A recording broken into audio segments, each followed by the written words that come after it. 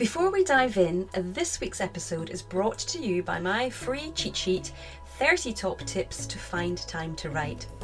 In this guide, I give you 30 ways that you can find time to write in the small gaps that appear between the various errands and tasks and responsibilities that you have in your day-to-day life. Now, you might be thinking that you don't have any time to spare, but I can guarantee these top tips will give you writing time you didn't think you had. If you thought writing always involved a pen and paper or a keyboard, think again. If you thought you needed at least an hour at a time to write your manuscript, I help you reframe that. You won't be disappointed. Get your free copy of 30 Top Tips to Find Time to Write by going to emmadesi.com/30 top tips. Okay, let's dive in to today's episode. Internationally #1 best-selling author Imogen Clark writes contemporary fiction about families and secrets. Her books have sold over 1 million copies worldwide and have topped the Amazon Kindle charts 8 times. Her third book, Where the Story Starts, was shortlisted in the UK for Contemporary Romantic Novel of the Year 2020. Imogen initially qualified as a lawyer, but after leaving her legal career behind to care for her 4 children, she returned to her first love, books. She went back to university, studying English literature part-time whilst the children were at school, and it was a short step from there to writing novels. Imogen's great love is travelling, and she is always planning her next adventure. She lives in Yorkshire with her husband and children, and in today's episode we take a much deeper dive into Imogen's career and how she got to where she is. And she also has some really sage words of advice for new authors who are going through what she went through at the beginning, establishing their writing career. So really worthwhile listen today. So let's delve in. Fantastic, Imogen. Thank you so much for joining me today. Lovely to see you. So I always start by asking my guests, what was your journey to writing and publication? How did it start for you? Well, it started about 2010. I had a dream. I had a dream that I'd written a book, and I woke up and thought, oh, that's an interesting thing, because I'd always been a reader. And so I had a go. So I had a bit of an idea, and I wrote it. And then I decided that actually there was more to this writing a book business than I'd realised. It's quite hard. And so then I decided I would do some courses. So I found a little OU, Open University creative writing course. I did that. I really enjoyed that. That kind of led on to doing some English courses with the Open University, and I ended up doing a full degree in English literature and creative writing with the OU. And all the time I was doing that, I was still writing books and seeing if I could make them any better. And I'd finish one and I'd put it away, and then I'd finish another. I think I blogged one chapter by chapter to see if my friends thought it was any good. That was a bit scary, but I did that. I published a couple of YA books under a pseudonym myself, because I thought if it all goes horribly wrong, I can just walk away and nobody will know it's me. So I did that, and eventually I think in 2017, I wrote one that I actually finally thought might be good enough to publish under my own name. Mm-hmm. And that was Postcards from a Stranger, which I self-published. And after I'd self-published it, about 6 weeks later, I got a call from my publisher to say, oh, we really like that. What else have we got? And that kind of led into book deals and then to where we are now. Yeah. So that dream that you had actually turned into the dream that most new authors strive for, is to have a book that a publisher comes to you rather than the other way around. Yeah, the whole thing has been a complete fairy tale, really. I didn't realise that you'd written some YA under the pseudonym. Do you still write YA as well as your I haven't written any more. So she's called Lucinda Fox is my pseudonym, and her books are still there and they sell every day. They're sort of a couple of teenage protagonists. Well, they're kind of 12, 13 years old, these girls. They got into 3 scrapes, which came out as three novels. And then I started writing Imogen Clark stuff more seriously. And since then, I've left her where she is. But as I say, they do still sell, so they're just there. They're just there in the background. And always there if you want to come back to them at some stage. Yeah, absolutely. Because it was fun writing as Lucinda, and I did enjoy writing those characters. It was fun. But I think at that point, I have 4 children, and at that point they were a little bit younger, so they were kind of more relevant to what the characters were doing. Okay. And obviously I haven't forgotten what it's like to have 12-year-old children now, but it's not quite as relevant as it was back then. Well, I'll come back to that a little bit later on. And you might have answered my next question, was about asking, did you publish the first book that you wrote? But clearly you didn't. And so I wonder how many, because, we've all got hidden manuscripts away on a dead file somewhere. So how many did you write before you decided, okay, this is the one I'm going to reach out with?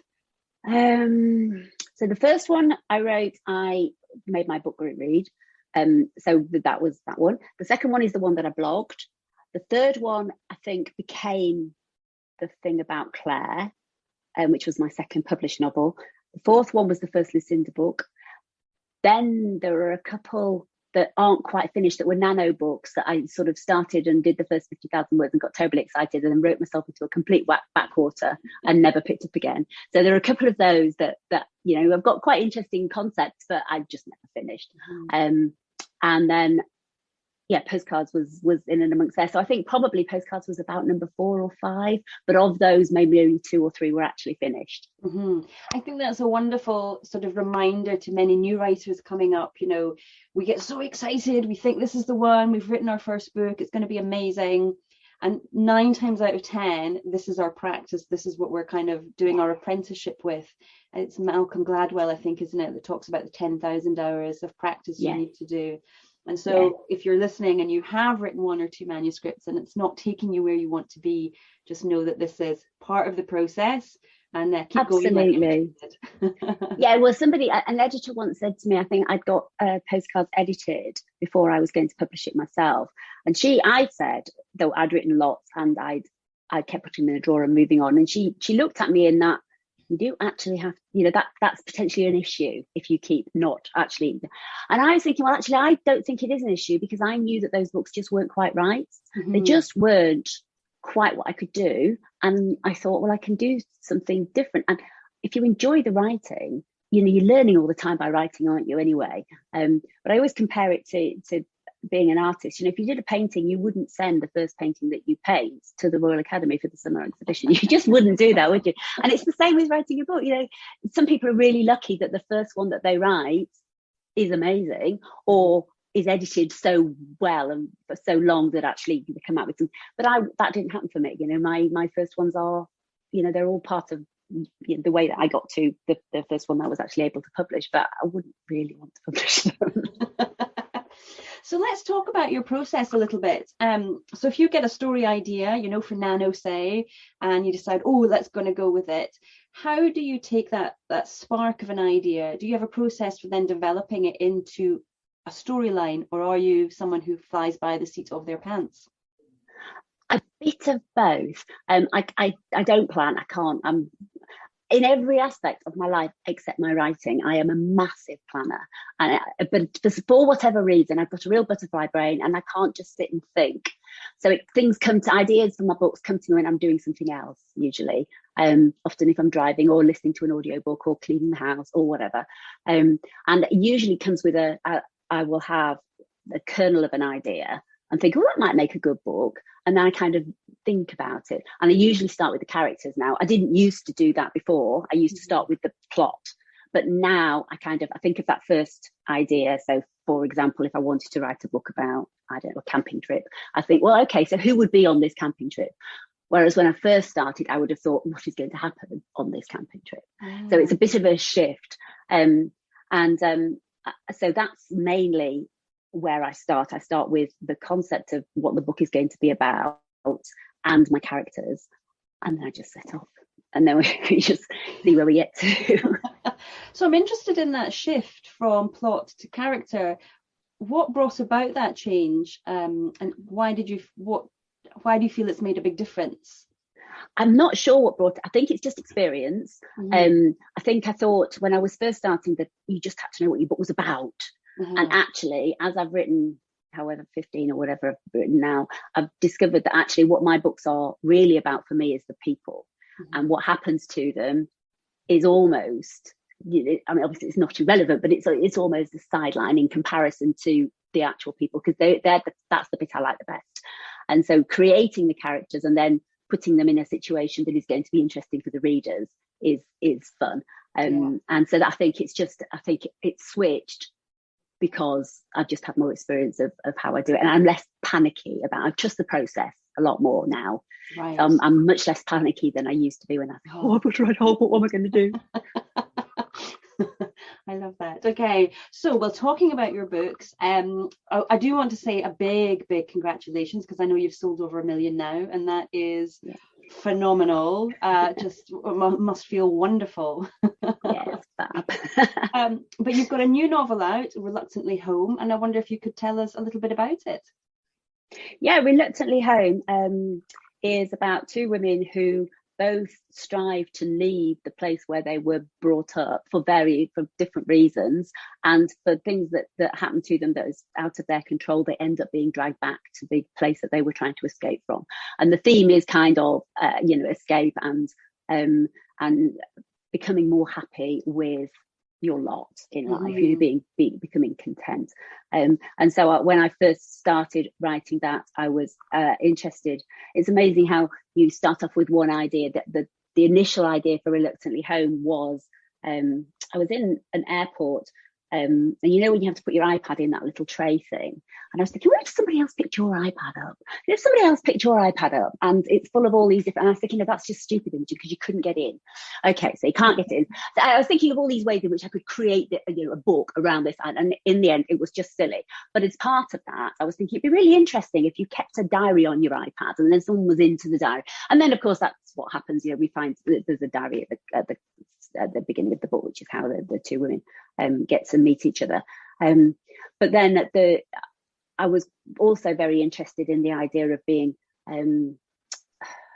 ashamed, for want of a better word, feeling that your family aren't quite good enough for what you're aspiring towards, which is quite it's quite a difficult idea, I think, for the family, for the parents, and for the child that's trying to escape, that you've got ideas that you think are beyond where you think your family sits. Yes. And I think that's a maturity thing, and I'm sure people who would think that perhaps don't think like that when they're a bit older. But I was quite, and that is so within Pip's character, obviously she's Pip at home, but she doesn't want to be Pip when she's being a barrister in London, because Pip's just a baby name, and it's not, she wants to be something that's much more serious and taken a lot more seriously. And she ditches all her home friends and she runs off to London and has this successful career until she has this issue that stops her. I just thought I just really wanted to explore that you're being forced to go back home. Both women are reluctantly home, because both women really didn't think that they would ever end up back in this tiny little sleepy town in Suffolk. So it's interesting that that Pip does have this second name that she uses, the professional name that she uses when she's in London. And was that something, I'm always interested in the process kind of thing, and when characters take over, and you've mentioned that characters are very important in the process of writing. So did Pip say to you, I'm not Pip in London, I am Rose in London, or was that a conscious decision that you made? I think that was a conscious decision that I made, because I thought right at the beginning, when I was creating her as a character and thinking about who she might be, I thought I liked the idea that she would want to shake off her entire identity, and the thing that is most closely identified with who you are is your name. So I thought very early on, she's going to have a different name in London so that she can just pretend to be a completely different person and not a farmer's daughter from Suffolk. And obviously that's, yes. So it was part of who she was from the very, very beginning, rather than her telling me that.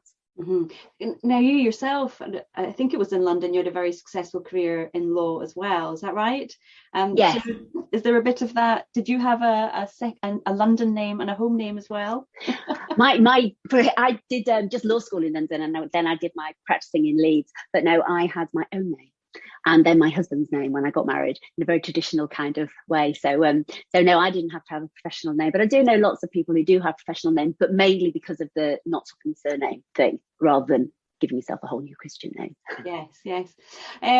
Now, so in the book, Pip, she struggles a lot with anxiety for various reasons, but you've written about it really, really well. And I wondered, is that something that you've experienced in your past that you could call upon when you were writing Pip's character? Kind of. The bit of Pip that is very me is that I did knock a child over when I was driving. So the opening scene is that Pip knocks his child over, and that's what causes her anxiety. The child was fine. He walked away. He was absolutely fine. But it was, for me as the driver, absolutely terrifying, because he did bounce off my windscreen and land on the carriageway of the cars coming in the opposite direction. And from that, I did have quite a lot of sort of panic attacky, flashbacky kind of responses to start with, to just about any loud noise. And then whenever, when you're watching the TV and somebody gets hit by a car, every single time I see that, it's like, ooh, every single time. So, but it was quite short-lived, and I haven't had bouts of anxiety or anything like that. So whilst I had that one experience, in order to find out more about panic attacks and anxiety, I had to do quite a lot of research and talk to quite a lot of people, because when you're dealing with something that's quite as very personal as that, it's important that you do your best to get it right, because you don't want to belittle it or come across in any way as patronizing or whatever. But I think part of what we do as writers is explore things, not necessarily that we've experienced ourselves. And so there's so much available to research. There are so many people that you can talk to, and there were lots of groups that I found online for people who had actually accidentally, through no fault of their own, taken somebody else's life. And it's very, very, very traumatic for lots of these people. So I researched it. That's how I found out how Pip might feel. Gosh, wow. And it is always surprising how many people are willing to share their experiences, because they do want it to be represented as closely and authentically as possible. Gosh, well, I'm glad the boy was okay in your yes, absolutely, yes. God. So my audience, they're new writers, and one of the things that they're still trying to get to grips with is the idea of managing time, making space in their life for this writing passion. I know that you have a large family, corporate life, you do a lot of traveling still. So I wondered if you could share with us how you manage to balance all those things, if indeed you do get the balance right, but how you kind of make sure you keep on top of your writing, but still have a personal life, a social life at the same time. Yes, well, it's not easy, I think, but nothing is easy, is it? Everything is difficult. So it's all a question of priorities and what you really, really want to do. So before I was published, when it was kind of my hobby, I made time. I did the classic early morning thing, because I'm quite a morning person anyway. So not so much during the week because there's a school run and all that kind of stuff, but at the weekends I could get up early and just enjoy myself writing before everybody else was up. And so that worked quite well.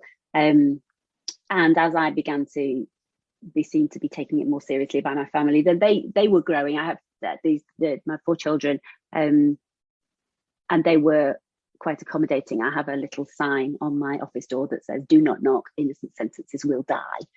Because if you just interrupt me right in the middle of something, I will never find that sentence again. So anyway, they don't take any notice of that, and they do not, and they do. I think as I then, it became easier once I was published, because then I can go, I'm working, it's my job, I'm working, and suddenly it takes on a different role. And now my kids are all gone. 2 of them are at college and 2 of them have just moved out now. So it is the only thing I have to battle against now is myself, because obviously there's always millions of things that we want to do more than what we're supposed to be doing.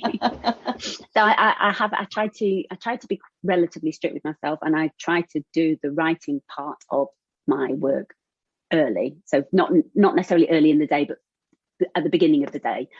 So the writing is when I'm freshest, and when I've got I'm just better in mornings.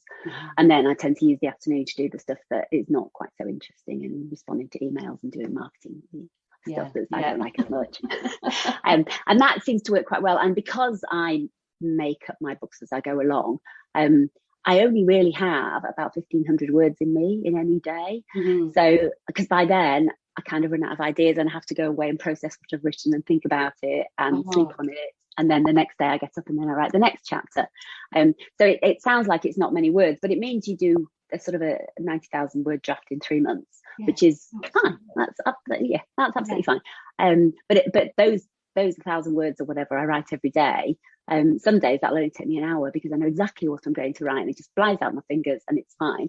Other days it can take me all morning really. I allow myself to become distracted by all kinds of things, and partly that's because I'm just easily distracted, and partly because if I really don't know what I'm going to write, going off and doing something else sometimes triggers something out, and then I come back and start again. But what I don't do is I never give up until I've done it. Okay. So at the end of every day, I will have done my allocated words, and I write in Scrivener and I set up the project target thing, and it tells me how many words I'm supposed to do that day, and it, if I haven't done it, it's the wrong color, and then when I've done it, it goes into the right color, and then I can stop. And sometimes I don't, I keep going, but generally I don't stop until I've hit that target, because this is my job and this is what I'm supposed to do, and I can't just sit around and wait for the muse to strike. You've got to write. If you don't write, you never finish. So you have to do it. Yeah, so true. Well, thank you for sharing that with us. There's sort of two things I really picked up on there. One was, you had young kids when your kids were still young when you were writing. Yeah. When you first started, but you took that step to put a boundary up, and it's something I do try and encourage everybody to do. That only until we as writers start taking it seriously and say to our friends and family, no, this is important to me, putting on the headphones, putting a sign on the door and saying, don't come in for the next 40 minutes or whatever. It's only then will our friends and family start to take us seriously if we step up and behave like writers. Completely. So I love that you've done that. And then the other thing as well is that you mentioned there, 1,500 words might not sound like a lot, but in fact, that is a lot, I feel anyway. And that it's that accumulative effect. If you just keep plodding on and doing a little bit every day, it does build up. Because I think a lot of new writers have an idea in their head that being a full-time writer means that you write for 6 hours a day. Yeah. But the reality for many don't. is not that. No, not at all. No. And I think at the risk of stereotypes and generalizations, the only people I know who sit at their desk and write all day are men. I don't know any women that do that. Women are always doing lots of other things at the same time. My kitchen, which is just the other side of the door, is full of machines that beep at me all day long. And so, it's quite a good way, I'll get to a sentence and then the dishwasher's finished and I'll go into the dishwasher and then I'll come back. And actually, as joking aside, I think for your health as well, it's really important that you don't just sit there, because it's, everything seizes up and gets sore. And I think the fact that I am, up and down all the time, means that I'm never sitting very still for a very long time. So I don't tend to get wrist pain and back pain and neck pain and all those writery complaints. And I think it's simply because I don't sit there for long enough. I'm always bopping down, going to do whatever's just pinged at me most. So I think it is. Full-time writing is not full-time writing. It really isn't. Full-time writing is full-time thinking, but not full-time writing. Yeah, and it can be a difficult shift to make, I think, especially if you come from the corporate world and you are expected to do your 8 hours a day or more in many cases. So it is a mental shift, So because this podcast is predominantly for new writers, I wondered if there was any suggestions or advice or thoughts that you might have learned when you were doing your OU course that really made a kind of shift for you or a change for you that you could share with our listeners and see if it helps them get over that hump and get their book finished. Yeah, absolutely. It's from something that you just said, actually, when you said, it's important that you take it seriously and you pass your family, that they understand this is important to you. What happened to me, what made the difference to me, I think I heard it on something not dissimilar to this. that you had to invest in yourself. And so what I did was I invested in my manuscript. I sent my manuscript to an editor, and I had it edited, and it cost me lots of money, or it felt like a lot of money at the time. And I'd got money saved up, but I didn't know what I was going to do with it. And I said to my husband, I want to actually spend this money on going to have my book edited. And he said, yeah, that's fantastic. How much is it going to be? And I told him, and he said, oh, okay. But so I went through via Reedsy, and so I found an editor that had been curated, an editor who was used to dealing with my kind of the books that I was writing, and I spent the money to have that book edited. And that was like a shift in my head, because up until then it was kind of my hobby, but I didn't seem to, apart from the odd course, I didn't really want to invest in it. And once I invested in that editor, and the editor then said, yeah, this is good, you might want to do this. And not only did that boost my confidence in what I was producing, but it also meant that I was money in then. I got skin in the game. And from that point then, I then invested in a training course on how to do self-publishing. I learned how to actually do the formatting and all the things I needed to get postcards out. And I think it was that money that I spent on that editing that was a game changer for me, because suddenly I was a writer. I wasn't just somebody who wrote books for fun. Yeah. And even though I hadn't got a publisher or anything at that point, that was the switch. Yeah, it's that mindset shift that was so key. Lovely. Oh, thank you for sharing that with us. That's great. Now, I know that you're not someone to sit on your laurels, and I believe you've moved on to the next manuscript, your new book. Can you tell us anything about it at this stage? Full-time writing is busy, and so my publishers now have the next 3 books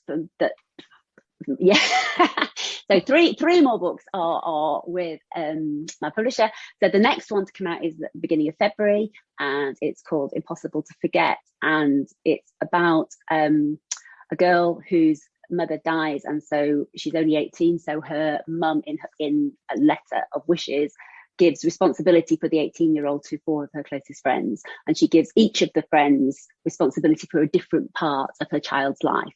And so the book takes place over the girl's 18th year, so the year that she's doing her A-levels, and there's a degree of the adults leading the child. There's quite a lot of the child leading the adults, because the adults, none of them are perfect, and they all have things demons that they have to deal with, which the mother who died was very aware of, and quite cleverly puts them in positions that means that everybody is going to come out of this year better.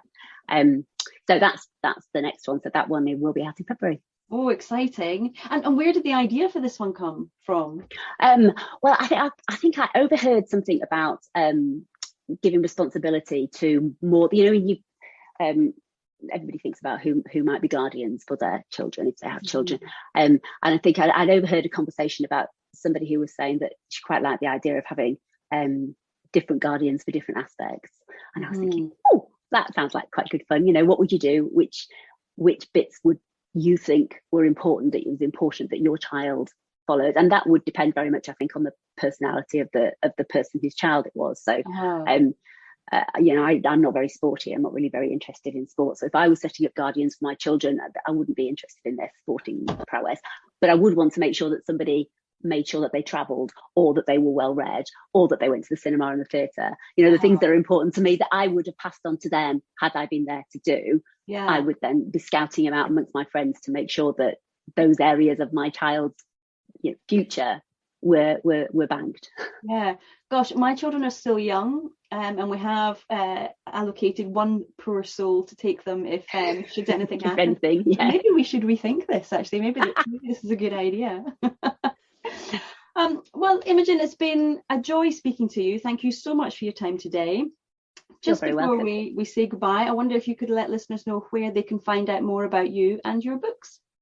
Yes, that's great. My website is imogenclark.com, and I'm in all the usual places. So, Facebook and Instagram particularly. Those are my favourite places where I'm Imogen Clark author. So yes, have a look there. Fantastic. Thank you so much. You're very welcome. Before you go, here's a word from my friend Stephen Schneider over at Discovered Wordsmiths podcast. Hey, this is Stephen Schneider, and I know that doesn't matter because you have no idea who I am. Well, I run a podcast called Discovered Wordsmiths. This is a great podcast where we talk with brand new authors, people you've not heard of, but probably should because they have some really great books and a lot of great information that they've learned as new authors. So if you're interested, run out right now. In fact, go. It's going to disappear. You got to do it quick. Just whatever you're listening to this on, use that, look us up. That'd probably be easier. So anyway, it's Discovered Wordsmiths. Check us out. Well, thank you so much for joining me today. I hope you found that helpful and inspirational. Now, don't forget to come on over to Facebook and join my group, Turning Readers into Writers. It is especially for you if you are a beginner writer who is looking to write their first novel. If you join the group, you will also find a free cheat sheet there called 3 Secret Hacks to Write with Consistency. So go to emmadesi.com/turning readers into writers, hit join. Can't wait to see you in there. All right. Thank you. Bye-bye.